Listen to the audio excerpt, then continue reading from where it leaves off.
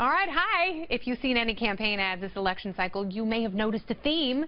If you vote for the wrong candidate, the world is going to end in January. According to a new CBS poll, 60% of the people say, the respondents, that the country is heading in the wrong direction and we're hosed. But the truth is, we are actually, we should be very optimistic because there's less hunger, people are living longer, and despite what you might hear on the campaign trail, democracy is actually spreading. And there is far less violence in the world now than there was in the 14th century, according to Johan Norberg. He's a senior fellow at the CATO Institute and author of Progress, 10 Reasons to Look Forward to the Future. You have to get this book now, if for no other reasons than to terrify your friends with blatant optimism. Johan, how's it going? Great, thank you. Good to talk to you. So let's talk about this.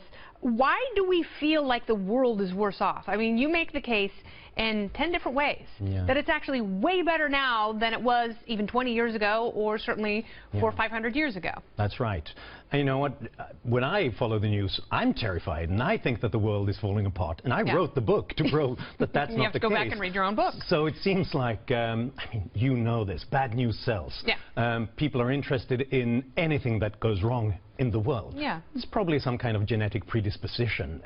Anything that goes wrong could be a threat to our survival, so we pay attention to that. And we also sort of pack up with our people, and we feel better if we're together if there's bad stuff happening in the world, and that can kind of be out here, but we're in here. So 11% of the world is undernourished now, and that's versus 19% in 1992. And that is great news because people, you know, you point out in the 18th century, in most of Great Britain and France, people couldn't even work because they didn't have enough food. People lived in a nutritional trap. They couldn't work because they didn't have enough food, and if they don't work, they can't produce more food. And as late as the 50s, the good old days, almost half of the world population was undernourished.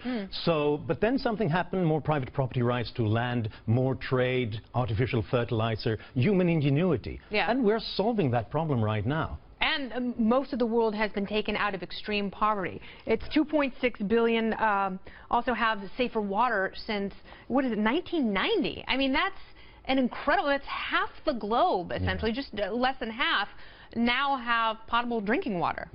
And every minute that we complain about the state of the world, another 100 people rise out of extreme poverty. So we've never seen this kind of economic and social development that we've seen in the world. And at the same time, we're terrified and think that the world is falling apart. And I think that's scary politically as well.